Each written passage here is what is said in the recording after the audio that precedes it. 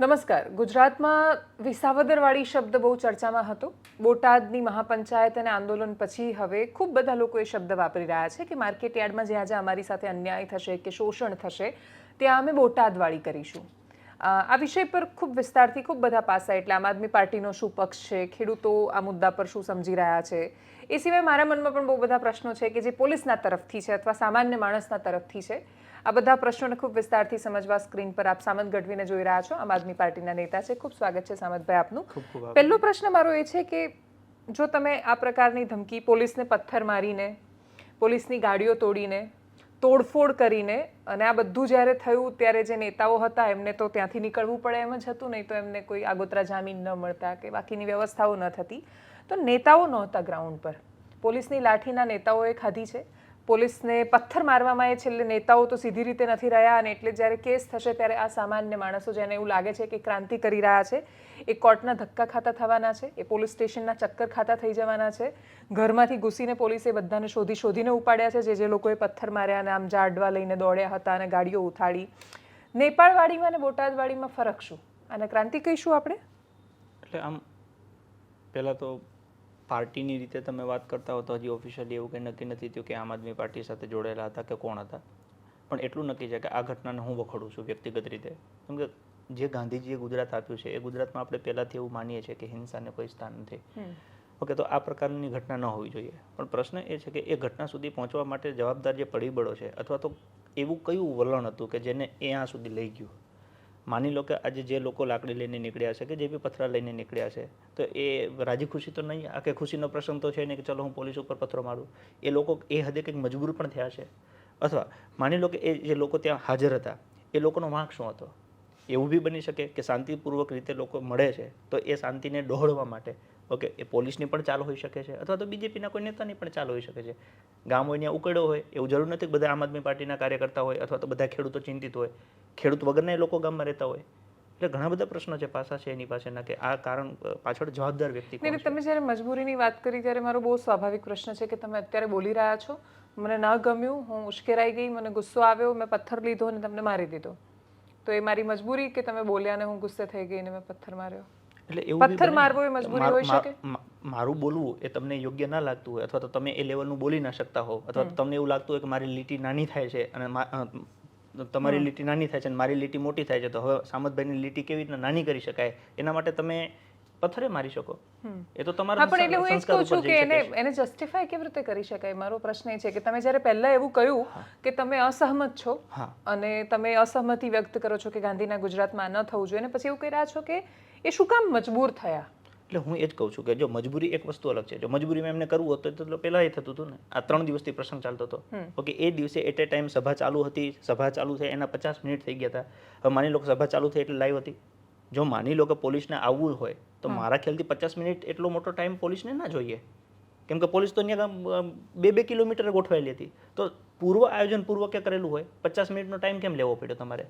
સભા ચાલુ થઈ લાઈવ થઈ 20 મિનિટમાં પહોંચવું જોઈએ. અને માની લો કે 50 મિનિટ સુધી તમે નથી પહોંચી શકતા તો તમારી નબળાઈ છે. તો કાલ સવારે કંઈક એવું રમખાણ થઈ જાય તો તમે ક્યાં, કોની રાહ જોવાની? એટલે હું શું કહું છું કે શરૂઆત જે રીતે ગોપાલ ઇટાલિયાએ કહ્યું કે રાજુ કરપડાએ કહ્યું કે તમે કહી રહ્યા છો એ રીતે કે આપણે એવું માની લઈએ કે એક શંકાને આપણે સ્થાન રાખીએ કે કોઈ બુટલેગરો આવ્યા, પોલીસે મોકલ્યા હતા અને એ માસ્ક બાંધીને આવ્યા અને પહેલો પથ્થર એમણે માર્યો. કેમ કે વિડીયોમાં પણ દેખાઈ રહ્યું છે કે ધાબા પરથી પથ્થર ફેંકાઈ રહ્યા છે, મતલબ કે પોલીસના જાણે કે આવવાની પ્રતીક્ષા હોય ને ઉપરથી પથ્થર ફેંકીશું એ રીતે દેખાઈ રહ્યું છે. પણ એના પછી બાકીના જેટલા પણ વિડીયોઝ છે, એટલે ગાડી પર પથ્થર ફેંકતા, તોફાન કરતા, મારો મારો એવું કહેતા, પોલીસને ભગાડતા, એટલે પોલીસ જેટલી ઝડપથી આવે છે એટલી જ ઝડપથી એ ત્યાંથી નીકળી રહી છે. એના માથા પર લિટરલી પથ્થર વાગી રહ્યા છે. અને બીજું કે પોલીસ પણ એનું કામ કરી રહી છે. ખેડૂતો કહી રહ્યા છે કે અમે અમારો મુદ્દો ઉપાડી રહ્યા છીએ. આ સંઘર્ષમાં જે નુકસાન થાય છે, કોઈ પણ આંદોલન જ્યારે હિંસાત્મક બને છે ત્યારે એને સમર્થન સામાન્ય માણસોનું નથી રહેતું. તો એને મારો એ જ પ્રશ્ન હતો કે નેપાળમાં જે થયું એ ઘટનાને તમે ક્રાંતિ માની રહ્યા છો, અથવા બાંગ્લાદેશમાં જે થયું એને પણ જો આપણે ક્રાંતિ માનીશું, તો ગુજરાત કે પછી ભારત એની હિંસાત્મક ક્રાંતિની કોઈ પરંપરા નથી. નહીં, હું એને ક્રાંતિ નથી કહેતો, પણ મારો કહેવાનો સંદર્ભ એ છે કે માની લો કે આજે પોલીસના કદાચ 200 જણા કે 400 જણા ગામમાં આવે છે.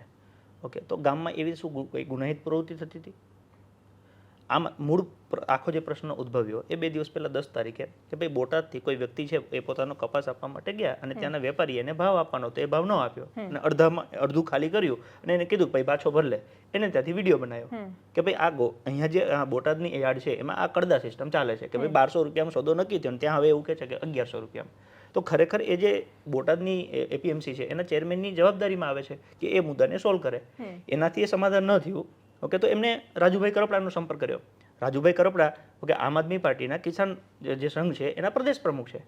આમ આદમી પાર્ટી એ ભારતની 6 નેશનલ પાર્ટીમાંની એક પાર્ટી છે.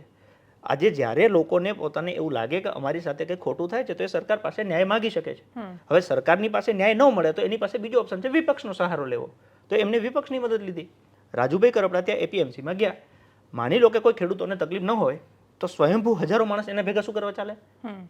ઓકે, એ કોઈ સેલિબ્રિટી માણસ તો હતા નહીં કે ચલો સુપરસ્ટાર છે એટલે આવ્યા છે ને એની માણસની અંદર પીડા હતી. એમને લાગ્યું કે કોઈ વ્યક્તિ છે ઓકે જેને આપણે ખેડૂતના મસીહા એવું ગુજરાતમાં શબ્દ વાપરીએ છીએ કે જેને પોતાની પીડા દેખાય કે આ માણસની સાથે ચાલવાથી મારી પીડા ઓછી થશે તો સ્વયંભૂ એ માણસો ચાલ્યા. એમની માંગ શું હતી કે ભાઈ આ લોકોને જે કડદા સિસ્ટમ થાય છે ઓકે એનો વેપારી જો કોઈ કડદા સિસ્ટમનો ભોગ ખેડૂતને બનાવે તો એ વેપારીને તમે સસ્પેન્ડ કરો અથવા તો એને અહીંયા વેપાર ન કરવા દેશો. બીજું કે માની લો કે સોદો થઈ ગયો પછી ત્યાંથી તમારો જે માલ છે એને એના ગોદામ સુધી પહોંચાડવાની જવાબદારી ખેડૂતની. સરકાર એવું કહે છે કે ખેડૂત એપીએમસી સુધી માલ લઈ આવે, એ તો લઈ આવે છે તો પછી એને સરકારને અત્યાર સુધી ખબર નથી પડતી કે આમાં કંઈ ખોટું થાય છે. સરકાર હાલો ત્યાં નથી, એપીએમસીના ચેરમેન તો ત્યાં જ બેસે છે ને, અને જો એ ત્યાં ન બેસતા હોય એને ખબર ન પડતી હોય તો એને સ્વૈચ્છિક રાજીનામું આપી દેવું જોઈએ. ઘણી વખત આપણને એમ થાય કે એપીએમસી છે તો સહકારી છે તો એપીએમસીના ચેરમેન પોતાની અંદર ઓફિસમાં તો ભાજપનું ચિહ્ન રાખે છે ઓકે કે ભાજપ એટલે આ સરકાર ઉપર જતું રહેશે. હવે રાજુભાઈ કરપડા ગયા ત્યાં એમને માંગ મૂકી કે ભાઈ આ 2 વસ્તુનો પ્રશ્ન છે. ચેરમેન આવે છે એ સ્વીકારે છે કે વાત સાચી છે ઓકે હવે કોઈ આવી રીતના કડદા સિસ્ટમ કરશે ઓકે તો એમાં એને સસ્પેન્ડ કરીશું. અને બીજું કે આ જે વેપારી માલ છે એના માટે અમે બેઠક બોલાવીશું. એ બેઠકમાં પછી એમને એવું કીધું 5, પણ હું એમ કહું છું 5 કિલોમીટર શું કરવા? અને 5 કિલોમીટર મોકલવું હોય તો વેપારી જે સોદો કરે છે ઓકે એ પોતાના ખર્ચે મોકલે ને, ખેડૂત ઉપર શું કરો તમે ભારણ નાખો છો? તેમ છતાંય ખેડૂતોએ કીધું કે ભાઈ તમે લેખિતમાં આપો. હવે જે વ્યક્તિ બોલે છે એને લખીને આપવામાં શું વાંધો? તો 1 મિનિટની જે પ્રોસેસ હતી ઓકે એના લીધે હાથે કરીને હું તો કહું છું આ વ્યક્તિએ આ લાંબુ કરીને કરાવડાવ્યું છે. બાકી નકર ત્યાં ત્યાં લખીને આપી દે કે ભાઈ એપીએમસીના ચેરમેન તરીકે તમે મને પસંદ કર્યો છે, તમારા હકનો પ્રશ્ન હોય ઓકે તો હું અત્યારે સહી કરી દઉં, લ્યો કોરા કાગળ ઉપર સહી કરી દઉં, તમને ક્યાં ચિંતા છે? ખેડૂતને કોઈ પ્રકારની તકલીફ ન થવી જોઈએ. આજે ખેડૂતોની જે તકલીફો છે બરાબર, જ્યારે કોંગ્રેસની ગુજરાતમાં સરકાર હતી ત્યારે 50 રૂપિયા હોર્સ પાવરનો ભાવ વધ્યો હતો લાઇટ બિલમાં. નરેન્દ્રભાઈ મોદી જે ગુજરાતના વડાપ્રધાન છે અત્યારે તે સમયે એની કિસાન સંઘને લઈને આખા ભારતમાં એવું કીધું હતું કે જીબીમાં તાળાબંધી કરી દેશું, ગુજરાતમાં એક સિંગલ જગ્યાએ જીબીનું કામ નહીં થવા દઈએ. તો જો 50 રૂપિયામાં તમને ખેડૂતોને આટલી ચિંતા થતી હોય તો અત્યારે તો ખેડૂતોને હજારો રૂપિયા કરોડો રૂપિયા જતા રહેશે. તો હવે એ ચિંતા તમારી ક્યાં ગઈ? તો પ્રશ્ન એ છે કે ત્યાં લઈ જવા માટે મજબૂર કોણ કરે છે? પછી માની લો કે એવું કીધું કે ચલો નહીં થાય તો અમે મહાસભા કરીશું, તો મહાસભાને પરવાનગી તમે કેમ ન આપો? તો આલિમાવાલી માણસો નહીં આવવાના હતા? અરે ભાઈ નેશનલ પાર્ટીનો એક માણસ છે જે કિસાન ગુજરાત પ્રદેશનો પ્રમુખ છે ઓકે એની સાથે ગુજરાત પ્રદેશ પ્રમુખ એવું કહે છે કે ભાઈ અમે ખેડૂતોને પ્રશ્ન હશે તો અમે આવીશું. તો પોલીસ બંદોબસ્ત કરે ને, સરકાર છૂટ આપે. પર હવે તમે એમ ના પાડજો કે ના પરમિશન નથી આપીશું. કેમ પરમિશન તમે કેમ ના આપો? આ ભારત લોકતાંત્રિક દેશ નથી બેન? અહીંયા સરમુખત્યારશાહી ચાલે છે. કોઈ વ્યક્તિ રાજા હોય તો રાજાના દરબારમાં જવું હોય તો તમારે પહેલાં પૂછવું પડે. આ તો તે લોકશાહીવાળો દેશ છે. જે ખેડૂતોને અન્યાય થાય છે ત્યાં એક વિપક્ષ તરીકે અમારી ભૂમિકા છે તો અમે અમારી ભૂમિકા અદા કરવા માટે તે લોકોને મળવા જઈએ છીએ. હવે બોટાદથી અમે ગાંધીનગર બોલાવીએ બધાને કે તમારે કામ હોય તો આવો. ગાંધીનગરમાં પ્રદેશ પ્રમુખ અહીંયા અમદાવાદ બેસે છે, પ્રદેશ પ્રમુખ બિચારા ત્યાં જાય ને. હવે ત્યાં જાય તો એને રસ્તામાં ડિટેન કરી લે. માની લો ત્યાં સભા થઈ, સભામાં ક્યાં તમને પથ્થરમાળો થવા જોવા મળ્યો તો શાંતિથી 50 મિનિટ સભા એલી આખા ગુજરાતે જોઈ. હું જોતો તો એ વખતે 8000થી વધારે લાઈવ એક પેજ ઉપર માણસો જોતા હતા. ક્યાં કોઈને તકલીફ હતી? તો આ હાથે કરીને કોઈ ઊભું કરાવડાવ્યું છે. બાકી નકર લોકોને કંઈ વાંધો નહોતો, લોકોને તો પોતાના પ્રશ્નની સમાધાન થતું હતું, એમાં રાજીપો હતો. આ પ્રકારના આંદોલનો જ્યારે મોટા થાય, આક્રમક થાય ત્યારે નેતાઓને બહુ જ ફાયદો થતો હોય છે. તમે તો ફ્રન્ટલ સંગઠન પણ જુઓ છો આમ આદમી પાર્ટીનું, તો તમને શું લાગે છે આમાં રાજુ કરપડા મોટા નેતા બન્યા કે શું થયું? તમે એક નેતા લોન્ચ કર્યા, મોટા નેતા લોન્ચ કર્યા આખા ગુજરાતમાં. ઓકે, રાજુ કરપડા ત્યાં કેમ ગયા? નેતા બનવાનું બધાને હોય તો બધાને જવું હતું ને. હતા 182 બીજા હતા ને ધારાસભ્યો, બધાને ખબર હતી કડદા સિસ્ટમ. વિડીયો તો ઓપન હતો, ઓપન ફોર ઓલ હતો. તમારી અંદર જો ભાવ હોય એવો ઓકે તો જાવું હતું ને નેતા બનવા. રાજુ કરપડા ખેડૂતનો દીકરો છે. અત્યાર સુધી ખેડૂતો આગળની પેઢીમાં જ્યારે કોંગ્રેસની સરકાર હતી ત્યારે માની લો કે ભણી નહોતા શીખ્યા. એ બધા ખેડૂતે પેટા પાટા બાંધીને એના દીકરાને ભણાવ્યા છે. આજે એ ખેડૂતનો દીકરો રાજુ કરપડા વકીલ છે. આજે એક ખેડૂતનો દીકરો ઈશુદાન ગઢવી પત્રકારત્વ જગતનું શ્રેષ્ઠ ઉદાહરણ રહી ચૂકેલો છે. આજે એક ખેડૂતનો દીકરો સામત ગઢવી ઓકે ઘણી બધી પરીક્ષાઓ પાસ કરીને હજારો છોકરાને માર્ગદર્શન આપી ચૂક્યો છે. અમારા માતા પિતા કદાચ ભણી નહોતા શીખ્યા પણ એને પેટા પાટા બાંધીને અમને ભણાવ્યા છે. હવે અમે નથી ઈચ્છતા કે અમારી 60 વર્ષના માતા પિતા હજી રીબાય છે. હવે અમે બોલીશું ને, અમને અમારા હક વિશે ખબર પડે છે. આજે રાજુ કરપડા પીડા માટે ગયો તો કે ભાઈ મારા પપ્પાએ જે પ્રમાણે મજૂરી કરી છે, ઓકે ન્યા એ કોકના બાપા છે એ આવી રીતે મજૂરી કરે છે, એનો છોકરો હજી કદાચ નથી ભણી શક્યો, તો એને એ રાજુ કરપડાની અંદર એ પીડા હતી. અને એમાં ખોટું એને શું કર્યું? ન્યા ગયા તો એને ક્યાં ક્યાં ધમાલ કરી, શાંતિથી ગયા, ભાઈ 2 માંગ છે, એક કરતા ના થવું જોઈએ, અને બીજું કે આ જે માલ છે એ તમે બહાર મોકલો છો એ ન જોવો જોઈએ, એ તમે તમારી રીતે કરાવડાવો. આમાં રાજુ કરપડા હું નેતા બની ગયા. મારો એક પ્રશ્ન છે તમને. આની પહેલા આપણે જ્યારે વિદ્યાર્થીઓને પરીક્ષાઓમાં થતા અન્યાય પર વાત કરી રહ્યા હતા, ત્યારે મેં તમને એવું કહ્યું કે છોકરાઓને એટલો બધો વાંધો હોય તો એ શું કામ ગાંધીનગરમાં ભેગા થઈને આંદોલન નથી કરતા.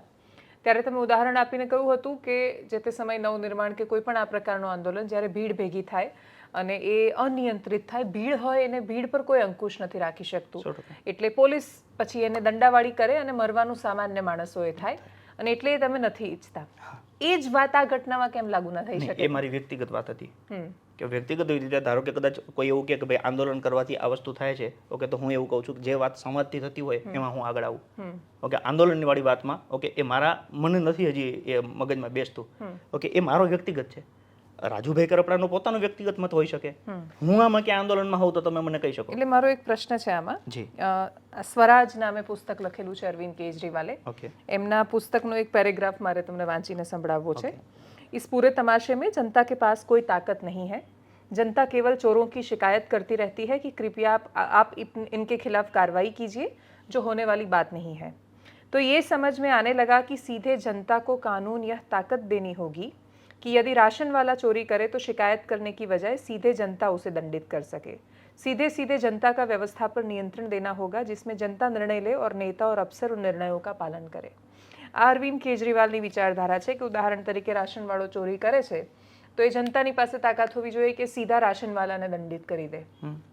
આ પ્રકારની વિચારધારાને સામાન્ય રીતે ભારતે અપનાવી નથી અને એને ખૂબ અરાજક વિચારધારા કહી છે કે જનતા છે એ ખૂબ શક્તિશાળી છે, પણ છે એ ભીડ, અને બહુ જ બધા માથા હોય, બહુ જ બધાના પોતાના વિચારો હોય, અને એમાંથી કોઈ વ્યક્તિ એમને એવું લાગ્યું કે પોલીસ ખોટું કરી રહી છે, પોલીસને મારી દો, રાશનવાળા ખોટું કરાય છે, એમને મારી દો. એમ કરતા કરતા તો લોકો જાતે દંડ અપરાધ નક્કી કરવા માંડે તો એ કઈ આમાં કેવું છે, દરેક વાતને કયા નજરિયાથી જોવું એ રીતે છે. કદાચ તમારો નજરિયો એ બાજુ જતો હોય, મારો નજરિયો એ બાજુ જતો હોય. અરવિંદજી લોકશાહી બાબતે વાત કરતા હોય કે આજે માની લો કે આજે ખેડૂતોનો જ મુદ્દો હતો, એમને પરવાનગી માંગી કે ભાઈ અમારે ખેડૂત મહાપંચાયત કરવી છે. આ ખેડૂત મહાપંચાયતને પરમિશન આપવાની જવાબદારી માની લો કે એસપી લેવલના કોઈ અધિકારીને છે. એ વ્યક્તિ કેમ એવું ના પડે કે હા વાંધો નહીં તમે કરો?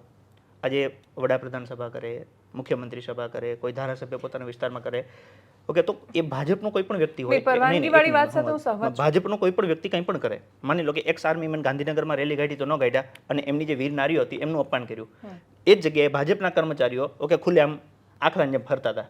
તો પ્રશ્ન એ છે કે આ આખું કાંડ ઊભો થયો અથવા તો જે પણ ઘટના ઘટી એને ઊભો કરવામાં હાથ કોનો છે? પરમિશન કેમ ના આપો?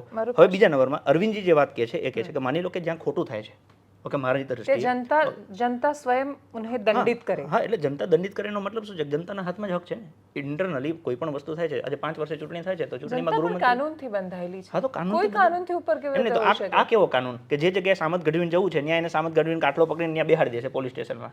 ઓકે, એ જગ્યાએ ભાજપનો કોઈ પણ લુખો હશે, ઓકે, એ જશે તો એને જવાની છૂટ મળે. એટલે તો જનતા પાસે 5 વર્ષે તાકાત છે કે એવું લાગે છે કે આની સાથે અન્યાય થયો તો સરકાર બદલશે ને એવી સરકાર લાવશે જે એની વાત માને, એવી સરકાર નહીં કે જે જનતાને એવું કે જાઓ મારો પોલીસ વાળા. એક્ઝેક્ટ એવું જ બને છે કે અરવિંદજી એ જ કહેવા માંગે છે કે જનતાની પાસે એ સત્તા છે તો તમે એનો ઉપયોગ કરો. જનતા એવું નથી. અરવિંદજી તો એટલીસ્ટ આમાં એવું નથી કહેવા માંગતા. એટલે આનો કોઈ બીજો, એટલે તમે એવું સમજો કે કદાચ તમારી મજબૂરી હોય છે કેમ કે તમારા એક નેશનલ કન્વીનર છે વર્ષોથી એકના એક. નેશનલ કન્વીનર છે એ વાત અલગ છે, પાર્ટીની સ્થાપના થઈ એ વાત અલગ છે. બીજા નંબરમાં 10 વર્ષમાં નેશનલ પાર્ટી બની ગઈ, દુનિયાની કદાચ સૌથી ફાસ્ટેસ્ટ ગ્રો કરતી પાર્ટી હશે, જેને ઓછા સમયમાં 2 જગ્યાએ સરકાર બનાવી. ડિક્લાઇન કરતી નથી.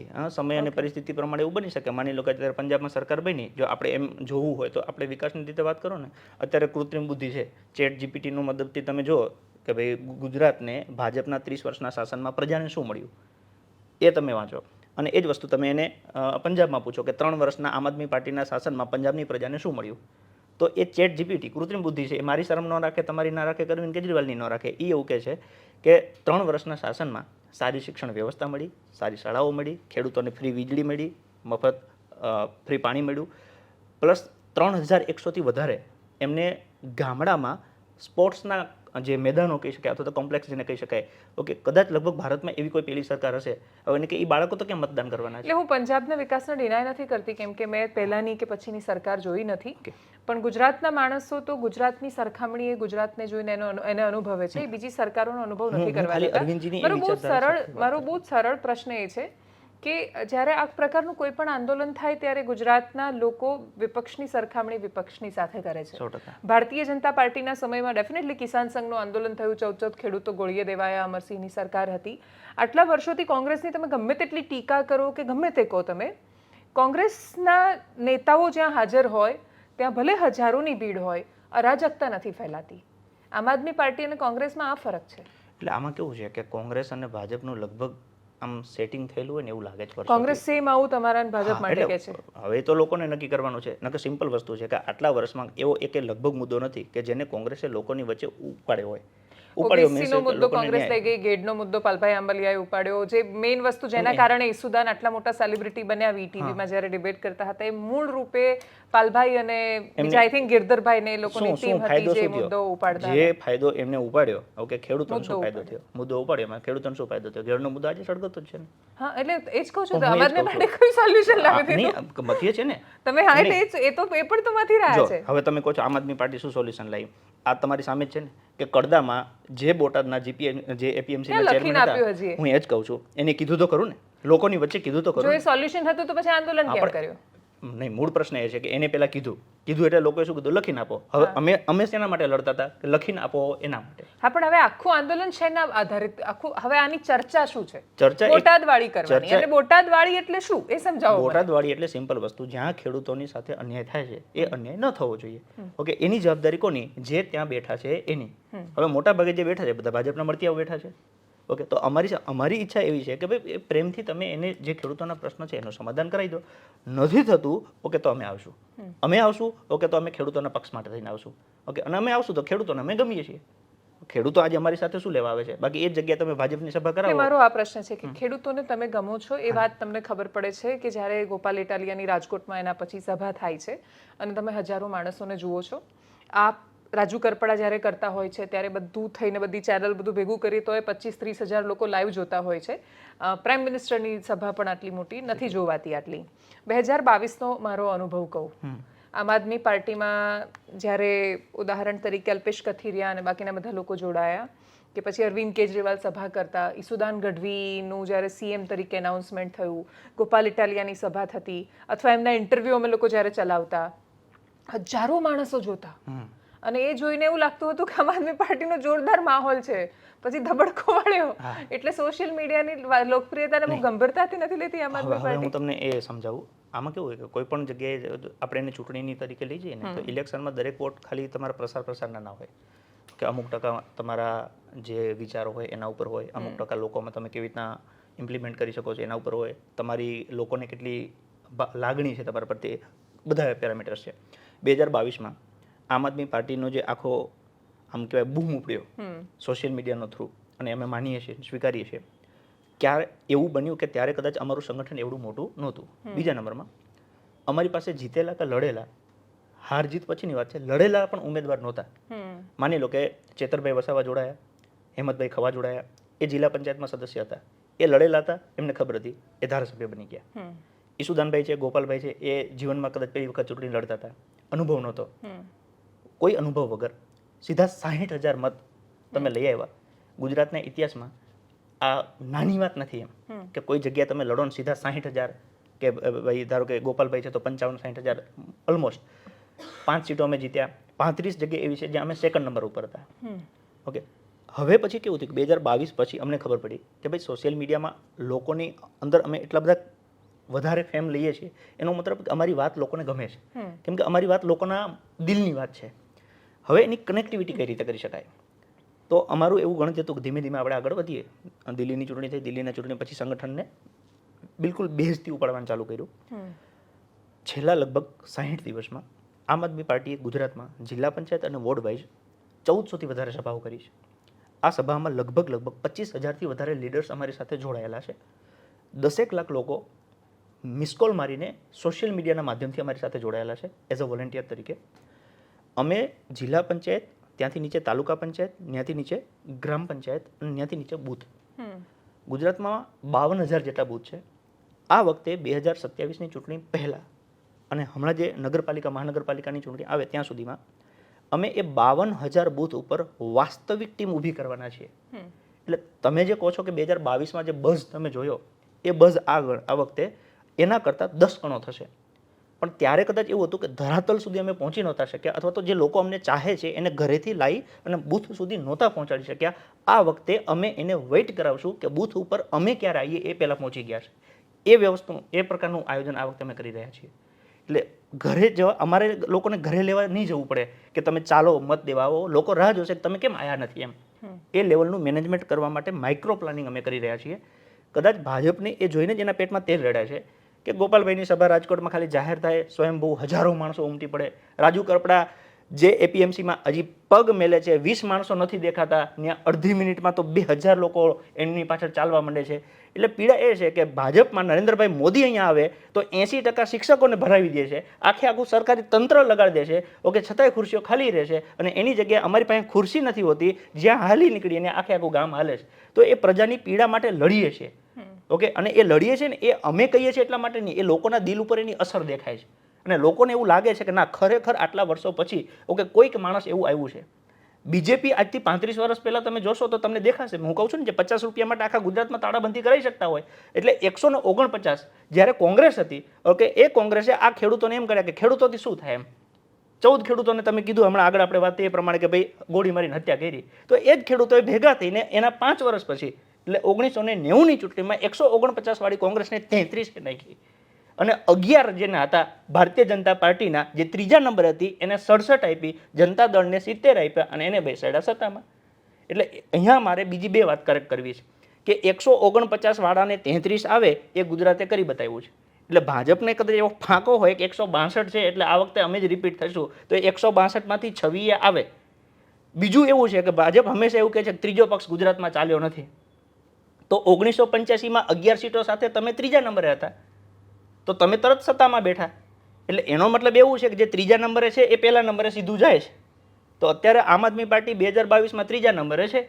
જો ગુજરાતની જનતા આ પ્રમાણે સાથ સહકાર આપશે જે પ્રમાણે અત્યારે આપે છે, તો એવું બને કે 27માં સરકાર હોય. રાજનીતિમાં આશા અમર છે. અને રાખવી જ જોઈએ. 2027ની રાહ હજી દૂર છે ને એ રાહ નહીં હે આશા. એની વચ્ચે હજી સેમીફાઇનલ આવી જશે, ચિંતા નથી. સ્થાનિક સ્વરાજ્ય, હા, એટલે સ્થાનિક સ્વરાજ્યમાં તો ખાસું બધું સમજાઈ જશે. સ્થાનિક સ્વરાજ્યમાં તો બહુ ફાયદો કરાવ્યો તમે ભારતીય જનતા પાર્ટીનો, વિધાનસભામાં એ બહુ ફાયદો કરાવ્યો. ગાંધીનગર કોર્પોરેશન જે ક્યારેય ભાજપ નહોતું જીત્યું, એ આમ આદમી પાર્ટીની કૃપાથી કોંગ્રેસ ત્યાં હારી પહેલી વાર અને ભારતીય જનતા પાર્ટી ગાંધીનગર કોર્પોરેશનમાં વિરાજમાન છે. હવે હું એમાં તમને તમે વાત ઉખેડી છે તો જોડે કહી દઉં. 2021માં ગાંધીનગરમાં મહાનગરપાલિકાની ચૂંટણી થઈ.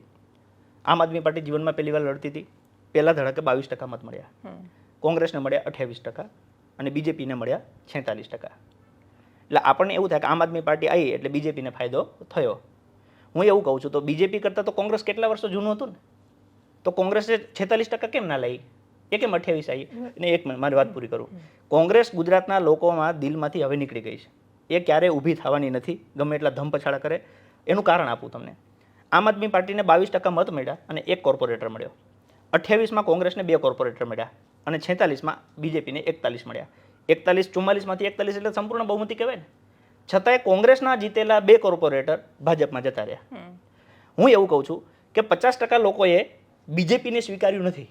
28 ને 22 એટલે 50%. 46% બીજેપીને સ્વીકાર્યા.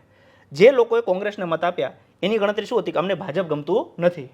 તો કોંગ્રેસને મત આપીને ગાંધીનગરની પ્રજાએ શું મેળવી લીધું 5 વર્ષમાં?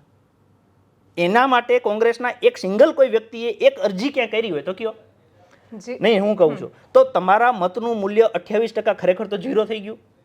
હું આ વખતે ગાંધીનગરની જનતાને અપીલ કરીશ કે જો તમે ખરેખર બીજેપીને ઈચ્છતા તો નથી, એટલે 46ની જગ્યાએ 67% આવવું જોઈએ પણ નથી, તો તમે આ વખતે આમ આદમી પાર્ટી ઉપર ભરોસો કરો. તમે કોંગ્રેસ ઉપર ભરોસો કર્યો છે, આટલા વર્ષો કર્યું છે, અમને એક મોકો આપો ને. 5 વર્ષ તમે ભરોસો કરી જુઓ. અમે જે બોલીએ છીએ, ઓકે, અમે જે કરીએ છીએ એમાં તમને 1% ડાઉટ લાગે તો પછી 5 વર્ષ પછી અમને ન બીજી વાર મત આપતા. મત આપવો એ તો પ્રજાનો રાજતાંત્રિક અધિકાર છે. તમે મત આપીને ક્યાં એમાં ખોટું કંઈ કરો છો? ખાલી એક વખત ભરોસો કરો ને. હવે લોકો શું કહે કે તમે આઈને શું કરશો? હું કહું છું અમારા ઉપર તમે ઘણી બધી શંકા કુશંકા કરી શકો છો, એક વખત ખાલી ભરોસો કરી જુઓ. આમ આદમી પાર્ટી કદાચ એક વખત ભરોસો કરી જુએ, તમે લોકો આમ આદમી પાર્ટી ઉપર એક વખત ભરોસો કરે. માની લો કે 2022માં ગુજરાતમાં પંજાબમાં સેમ ઇલેક્શન હતું. પંજાબના ખેડૂતોએ આમ આદમી પાર્ટી ઉપર ભરોસો કર્યો, 117 માંથી 92 સીટો દીધી. ઓકે, ખેડૂતોની વીજળી ખેતીની અને ઘરની ફ્રી થઈ. તો ગુજરાતની જનતા માની લો કે 2022માં આમ આદમી પાર્ટી ઉપર ભરોસો કરત તો વીજળીનું બિલ ખેડૂતોનું માફ ગુજરાતમાં થાત. 54 લાખ ખેડૂત છે. હું વધારે નથી કહેતો, વર્ષે ખાલી 10-10 હજાર રૂપિયાનું લાઇટ બિલ બચી ગયું હોત તો એના 50,000 રૂપિયાનો તો 5 વર્ષે ફાયદો થયો હોત ને. એ 50,000 રૂપિયા માની લો કે એની પોતાના બાળકની સેફટી માટે ક્યાંક પોતાના ઇન્સ્યોરન્સમાં ક્યાંક લગાડી દીધા હોત તો. અત્યારે ભારતીય જનતા પાર્ટી બિહારમાં દરેક 75 લાખ મહિલાના ખાતામાં 10-10 હજાર રૂપિયા નાખે છે. આમ આદમી પાર્ટીએ ગુજરાતમાં એવું કીધું કે ભાઈ મહિલાના સશક્તિકરણ માટે અમે 1000 રૂપિયા આપીશું, તો એવું કીધું કે આ મફતની રેવડી છે. જો મફતની રેવડી ગુજરાતને ન ખપે તો એ જ ભાજપ બિહારમાં શું કરવા આપે છે? બીજું મારું એ કહેવું છે કે માની લો કે અત્યારે આપણે ખેડૂતની વાત કરતા હતા, આજે કોઈ સૌથી વધારે ગુજરાતમાં આત્મહત્યા થતી હોય તો ખેડૂતો આત્મહત્યા કરે છે. જે ખેડૂત આત્મહત્યા કરે છે લગભગ એ 40 વર્ષથી મોટી ઉંમરના હોય છે. જે બાળક છે એ પોતાનો બાપ ગુમાવે છે, જે સ્ત્રી છે એ પોતાનું સિંદૂર ઉજાડે છે. જો તમને ખરેખર ભારતીય જનતા પાર્ટીને સિંદૂરની કિંમત ખબર હોય તો 26 લોકોની જ્યારે આવી રીતના હત્યા થાય છે ને તમે આખા ભારતમાં સિંદૂર માટે થઈને ઘરે ઘરે જાઓ છો તો આ હત્યા જ છે ને. ન્યાય 26 જીવ ના ગયા કોકના પરિવારના, એ કોકના બાપ હતા, એ કોકના પતિ હતા. અહીંયા રોજ તમારા 6 મરે છે, એ કોકનો બાપ જ હશે ને. આખો પરિવાર મરી જાય છે. તો હું એવું કહું છું કે જે સ્ત્રી છે એ પોતાનો પતિ ગુમાવવા માટે શું કરવા તૈયાર થાય છે? એક વખત 5 વર્ષ તમે ટ્રાય કરવામાં વાંધો શું છે કે તમે પહેલા 30 વર્ષ કોંગ્રેસને મત આપ્યા, તમે એવું કહેતા હતા કોંગ્રેસના સમયમાં અંધકાર હતું. ભાજપ આવ્યું એટલે ભાજપે એવું કીધું કે ભાઈ અમને મોકો આપો, અમે ગુજરાતને 24 કલાક લાઇટ આપીશું. લોકોએ ભાજપ તરફ વળ્યા, 24 કલાક લાઇટ મળી જ્યોતિગ્રામ યોજના અંતર્ગત. ઓકે, અમે એ જ કહીએ છીએ કે એક વખત આમ આદમી પાર્ટીને મોકો આપો, અમે 24 કલાક મફત વીજળી આપીશું. 24 કલાકમાં 36 કલાક નહીં, અમે 24 કલાક મફત વીજળી આપીશું. કોંગ્રેસના સમયમાં એવું કહેતા હતા કે ભાઈ શિક્ષણ છે એની કોઈ વ્યવસ્થા નથી. ભાજપ વાળાને એ કીધું કે ભાઈ અમને મત આપો તો અમે સ્કૂલ બનાવીશું. એમને મત આપ્યા, લોકોએ ભાજપની સરકાર બની, સ્કૂલ બનાવી. પણ એને એવું ન ખબર પડી કે સ્કૂલમાં શિક્ષક મૂકીએ તો શિક્ષણનું કામ થાય. એમાં બસ 2 કરોડની સ્કૂલ બને તો આપણને 50 લાખ રૂપિયા મળે એટલે સ્કૂલો બનાવી. અમે એવું કહીએ છીએ કે ભાઈ એક વખત અમને મોકો આપો ને. એ જે સ્કૂલો છે એને સુધારવી હશે તો અમે સુધારીશું, એમાં સારા શિક્ષક મૂકીશું અને તમારા બાળકને સારું શિક્ષણ આપીશું. તો કોંગ્રેસમાંથી ભાજપમાં લોકો ફંટાયા છે, એમ અમે અપીલ કરીએ છીએ કે ભાઈ ભાજપને મૂકીને એક વખત આમ આદમી પાર્ટીને ટ્રાય કરી જુઓ 5 વર્ષ ગુજરાતમાં. તમે આ બોલી રહ્યા હતા તો મને 2022માં તમારા સહિત ઈસુદાન ગઢવી કે બાકી બધા લોકોના ઇન્ટરવ્યૂઝ યાદ આવ્યા અને જેમાં આ વાત પર બહુ જ ભાર મુકાતો હતો કે કોંગ્રેસને વોટ આપવાનો મતલબ એ છે કે એના ધારાસભ્યો જતા રહેશે ભારતીય જનતા પાર્ટીમાં. જતા રહે છે ને. હા, એટલે એ જ કહું છું, રિઝલ્ટ આવ્યા, વાત તો સાંભળો, આયરની ઇઝ કે રિઝલ્ટ આવ્યા એના પછી સરસ મજાનું આમ માહોલ હજી તો 5 સીટોનો જામ્યો નહોતો બરાબર, એનો શોક કરવો કે આનંદ કરવો એનું કન્ફ્યુઝન હતું. અને તરત ન્યૂઝ આવ્યા કે ભૂપત ભાયાણી CR પાટીલના દર્શન કરવાને પગે લાગવા ગયા છે. એટલે આમ આદમી પાર્ટીને બી પુત્રના લક્ષણ પારણામાં ત્યાં જ મપાઈ ગયા હતા અને પછી એવું કહ્યું કે દરેક માણસનું અમે થોડું DNA ચેક કરવા માટે જઈએ છીએ. તો કોંગ્રેસનું પણ એવું છે, કોંગ્રેસ પણ ક્યાં બધાના DNA ચેક કરવા જાય છે. 17 સીટો મળી કોંગ્રેસને, એમાંથી 5 જતા રહ્યા બરાબર. આમ આદમી પાર્ટીમાં ભૂપત ભાયાણી એ ચલો એના લક્ષણો દેખાડી દીધા. તો અમે ભૂપત ભાયાણીની જગ્યાએ ગુજરાતની જનતાનો સૌથી ચહીતો ચહેરો હતો એ ગોપાલ ઇટાલિયન મૂકી દીધો ને. અમે એક લોકોને અન્યાય ન થવા દીધો ને, કે લોકોએ જે ભરોસો રાખ્યો તો આમ આદમી પાર્ટી ઉપર. વર્ષ બગડ્યા એટલે એમાં તો શું અન્યાય ન થવા દીધો. જો એવું બગડ્યા એવું હોય તો એની પહેલા માની લો કે દ્વારકામાં પબુભાઈ ધારાસભ્ય બન્યા હતા. ઓકે, એની પેલું 81-82 નહીં 81-82 લખવાનું હતું. ઓકે, તો એમાં 4.5 વર્ષ ગયા હતા. હા, બગડે જ છે એટલે જ કહું છું. તમે જસ્ટિસ આ થોડી વોટર બાઉન્ડ્રી દોરવાની છે કે અમે બગાડ્યા અને તમે બગાડ્યા. બગાડ્યા તો બધાએ. એટલે આમ આદમી પાર્ટી બગાડે, એ આમ આદમી પાર્ટી નથી બગાડ્યા, એ કોઈ એક વ્યક્તિ વિશેષે બગાડેલા કહેવાય ને. આજે ભૂપત ભાયાણીનો વ્યક્તિગત નિર્ણય હતો, પાર્ટીએ થોડા એમને કાઢી મૂક્યા હતા. એટલે હું એ જ કહું છું, તો અર્જુનભાઈ થોડા કાઢી મૂક્યા કોંગ્રેસે, જાતે ગયા. હું એ જ કહું છું ને, એ વ્યક્તિ વિશેષનો પ્રશ્ન છે ને. પણ અર્જુનભાઈ ગયા પછી કોંગ્રેસે એ અર્જુનભાઈની સીટ જીતી અને લોકોનો વિશ્વાસ બરકરાર કરી શક્યા. કોંગ્રેસ ખાસા વર્ષોથી છે અને કોંગ્રેસમાં ચહેરા શક્તિશાળી થયા છે. તમે ગોપાલ ઇટાલિયન વાર્તા ભાઈ એવા શક્તિશાળી ચહેરા હોય, કોંગ્રેસના શક્તિશાળી શક્તિશાળી ચહેરા હોય તો બોટાદમાં એકાદો તો ઉભો રહીએ ખબર પડત કોણ શક્તિશાળી ચહેરો છે, ક્યાં લોકો માટે આવે છે, આટલા છોકરાઓના પેપર લોકો માટે કોણ, એક મિનિટ તમે એવું કહેવા માંગો છો લોકો માટે કોણ આવે છે કોંગ્રેસમાં? એટલે ભલે કોંગ્રેસનો પક્ષ લઈને મારે એવું પૂછવું છે, તમને શું લાગે છે પાલ આંબાલિયા જે લડ્યા કે પછી બનાસકાંઠામાં ગુલાબસિંહ રાજપૂત લડ્યા, એ કોના માટે લડ્યા? એમની પાલ આંબલિયા માની લો કે જો ખેડૂતો માટે લડતા હોય તો દ્વારકામાં અત્યારે કોઈને પૂછ્યા વગર ખેડૂતોના ખેતરમાં થાંભલા ખોડે છે. પાલ આંબલિયાને 20 કિલોમીટરની રેન્જમાં જ રહે છે, એક થાંભલો અટકાવીને બતાવે પાલ આંબલિયા. અથવા તો માની લો કે તમે 10x10 નો રૂમ જો 50 હું વોટ અબાઉટ રાજુ કરપડા ગોપાલ ઇટાલિયા માટે દોરી શકું છું. ગોપાલ ઇટાલિયા કેમ વિધાનસભામાં ઇકોઝોનના કે પછી બાકીના બહુ જ બધા પ્રશ્નો છે, ઇકોઝોન કે અમલ થવા દીધો, એને ઇકોઝોન અમલ થવા દીધો છે ઓલરેડી પેપર થઈ ગયો છે, શું અમલ નથી થવા દીધો? ચાલુ છે જે રૂટીન ચાલતું હતું, પિટિશન કરીને આપી દીધું છે સુપ્રીમ કોર્ટમાં, એમ એટલે એમાં કોઈ અમલ સવાલ જ ક્યાં થયો? નથી. અમલ ક્યાં થયો છે? એટલે અમલમાં શું કરવાનું છે? ત્યાં જઈને થાંભલા થોડા રોપવાના છે, એમાં ઓન પેપર જ વ્યવસ્થા છે આખી ઇકોઝોન વ્યવસ્થાના માની લો કે એમને કીધું છે કે ભાઈ તમારે આટલા કામો નથી કરવાના, એમાંથી કયું કામ બંધ? કોમ્પ્રોમાઇઝ બહુ જ બધા મુદ્દામાં બહુ જ બધા નેતાઓ થાય છે. એટલે તમે 5 વર્ષ પહેલા આવેલી પાર્ટી 30 વર્ષના વિપક્ષને એવું ના કહી શકે કે કશું જ નથી કરી રહ્યા. એમનું જીતવું અને એમનું લડવું, તમારી બંનેની રીત બહુ અલગ છે. હું જો વ્યક્તિગત તમે મને કહેતા હો ને તો એ વાત અલગ છે, હું તો લોકોનું કહું છું ને.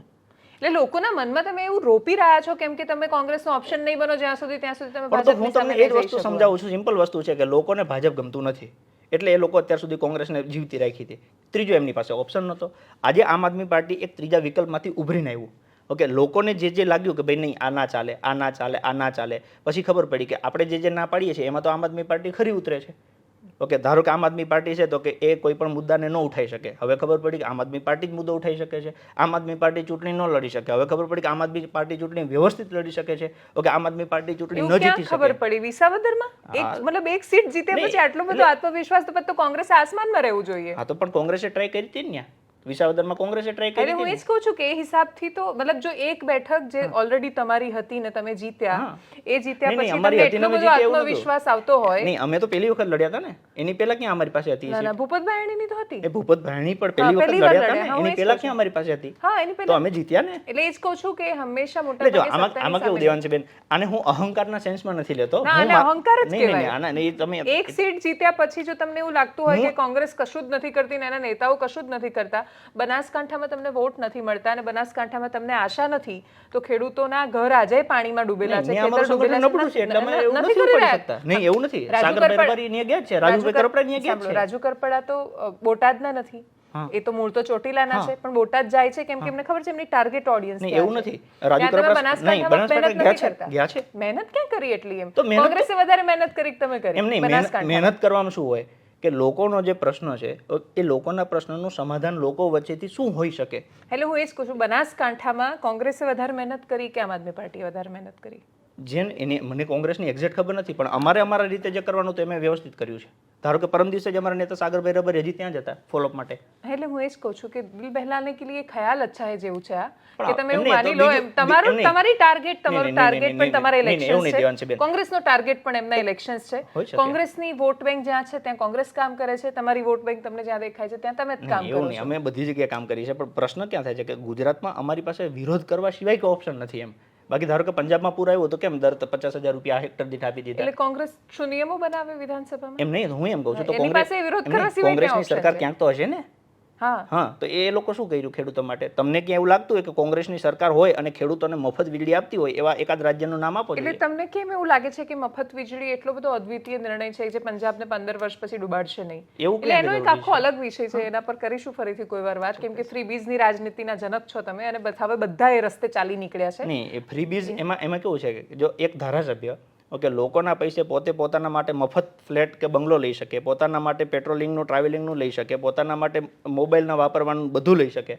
ઓકે, તો એ જ વસ્તુ જ્યારે વ્યક્તિ જે ટેક્સ ભરે છે એના માટે આપવામાં થાય તેમાં ખોટું શું છે? હા, તો પછી એ હિસાબથી તો આપણી પાસે વેનેઝુએલાથી માંડીને બહુ જ બધા ઉદાહરણ છે કે ફ્રીબીઝની રાજનીતિ જ્યારે બાકીના બધા સામાન્ય માણસોને વેનેઝુએલા બહુ સમૃદ્ધ દેશ, એની અત્યારે બી તેલના ભંડાર ભરેલા છે, પણ ખોદવા માટે પૈસા નથી એટલા બધા, કેમ કે ફ્રીબીઝની એટલી બધી એનો આખી દુનિયાના ઉદાહરણ છે આપણી પાસે. એટલે ઠીક છે, એના વિશે ઇંગ્લેન્ડ બ્રિટનની વાત કરું તો ત્યાંની એજ્યુકેશન પોલિસી છે એ ફ્રીબીઝ નથી. એજ્યુકેશન અલગ, ત્યાંની આરોગ્યની પોલિસી, આરોગ્ય અને શિક્ષા એ પાયાની વાત છે અને એ અધિકાર છે જનતાનો. ત્યાં વીજળી બી છે. એટલે આમાં સાંભળો તમે, દરેક દેશની અર્થતંત્ર બહુ જ અલગ હોય છે, એટલે એના વિશે આંકડા સાથે કોઈ દિવસ વિસ્તારથી વાત કરીશું.